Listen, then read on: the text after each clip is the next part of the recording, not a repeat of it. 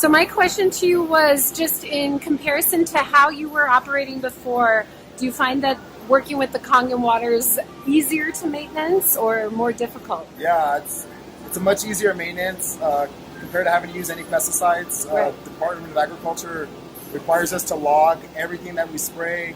A lot of the stuff that is available on the market that's approved is not safe to spray without coveralls or masks and stuff like that. So Yeah. we've gone away completely from using any pesticide and using the Kangen water. Yeah. And so we don't have to do any of the paperwork. I mean, we would spend like 30, 40 minutes before we spray just doing paperwork.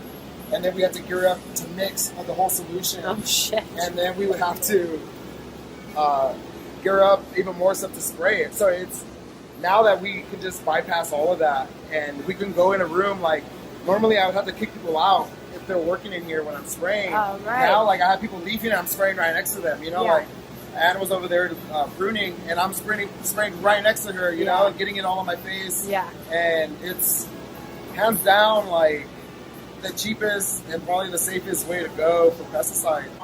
It's pretty killer. Like the little burning was, I think, from the slight bit of mites that we did have come in. Yeah. But there's not even that much scratching on all these big leaves. Like there's a little, but the leaves are clean below. It's really done some killer job. Also preventing any type of molds.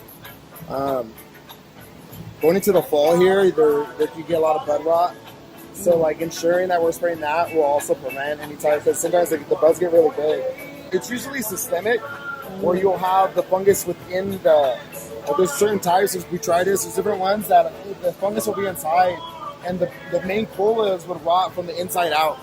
So it would look beautiful on the outside, and you would open it, and it'll be black molds. Like and that shit's really poisonous to smoke, like you can't. Yeah. A lot of people were kind of saying, does the water create bud mold and bud rot? Right. But because it's antibacterial, antifungal, it doesn't have the environment to do that. And you guys have how many strains here? In the cultivation, we have over 40. 40 I think in here we have about like 20 actually no, we might have about 30 because we have a whole outdoor getting ready. Yeah. So yeah, between 40 and 50 strains. I just needed to pop on and tell you guys how cool this is. Look at our baby. This is the Magic Super 501.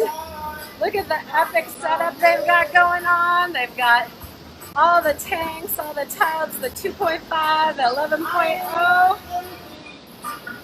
And look at these plants. And to give another example here, these plants came out right out of vegetation and they started alternating 2.5 and 11.0 right away. And they were able to get really great growth rate results, as well as no bugs whatsoever in these first few weeks, where they said they would for sure have bugs if they weren't spraying with this. It's all about balance. Yeah. And that's what I realized. Like even when I was working hard with the 2.5, it's better to go with the 2.5, mix with the 11 because it's a base. So yeah, it's pretty killer.